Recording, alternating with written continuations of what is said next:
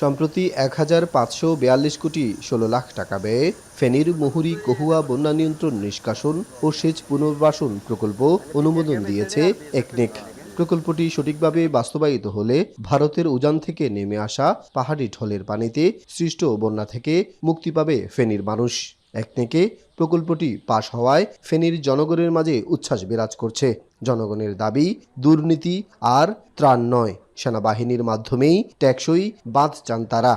সরকার এটিতে খুব গুরুত্ব দিয়ে সেনাবাহিনীর মাধ্যমে এই যে মুহুরীর প্রকল্প আছে বা বেড়িবাঁধ সংস্কার সেটি যেন উদ্যোগ নেয় এবং সেটি বাস্তবায়ন করে। সেনাবাহিনীর তত্ত্বাবধানে যদি কাজ করা হয় তাহলে আমরা আশা রাখতে পারি, ফুলগাজীবাসী আশা রাখতে পারি যে এটা হয়তো ভবিষ্যতে আর এমন পরিস্থিতিতে ফুলগাজীবাসী আর পড়বে না।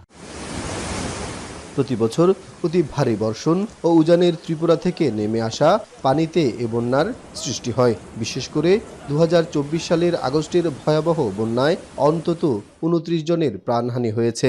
হাজার কোটি টাকার ক্ষতিতে পড়েন ফেনীবাসী। সরকারের গৃহীত প্রকল্পটি বাস্তবায়িত হলে সেচ সুবিধা, কৃষি, মৎস্য উৎপাদন বাড়ার পাশাপাশি বন্যা নিয়ন্ত্রণ, নদীর তীর ভাঙন, দখল ও দূষণ প্রতিরোধ হবে বলে আশা করছেন স্থানীয়রা। এটা আমাদের ফসল আছে, বাড়িঘর আছে, ফার্ম আছে, এখানে ২,০০০ মানুষের বসবাস। এই গত ২০-২২ বছর আমরা কন্টিনিউয়াস বন্যায় আক্রান্ত হচ্ছি, আবার বরাদ্দ আসতেছে, কিন্তু এই বরাদ্দগুলোর কোনো রেজাল্ট আমরা পরিবেশ ওইভাবে দেখা যায় না যে বরাদ্দ দিয়ে কোনো উন্নতি হয়েছে। প্রকল্পটি বাস্তবায়িত হলে ১৪,২০৯ কোটি টাকা মূল্যের সম্পদ সুরক্ষিত হবে। রক্ষা পাবে ৩,৭১,৭৩৫ টন কৃষি, ১৫ টন মৎস্য এবং ২৫ টন পোল্ট্রি সহ লাখ লাখ মানুষ। প্রকল্পটি বাস্তবায়ন করবে পানি উন্নয়ন বোর্ড। চলতি বছরের জুলাই থেকে শুরু হয়ে ২০৩১ সালের জুনে কাজটি শেষ হওয়ার কথা রয়েছে।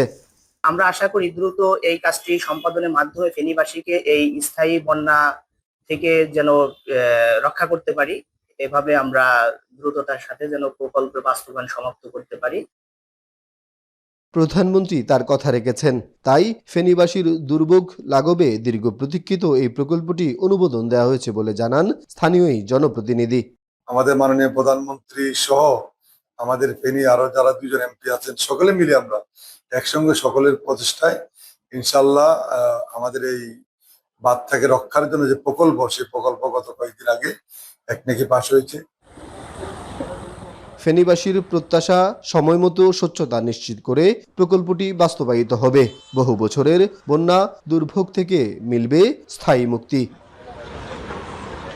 সোলাইমান ডালিম, এখন ফেনী।